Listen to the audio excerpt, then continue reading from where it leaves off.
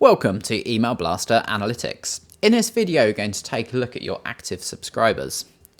So in this pie chart, it tells us how many recipients stayed on your mailing list versus those that chose to unsubscribe from future sends.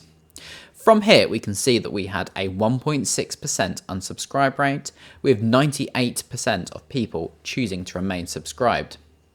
Now, this gives an indication of how well your mailer is being received by your audience. If your active subscribers is dropping quickly, this helps identify possible content issues in your mailer and suggests the need to tweak them to improve better engagements in the future. We can click on either of these pie chart segments to view the exact list. So if we click on the 98% section, we can see the complete list of our subscribers that remained active.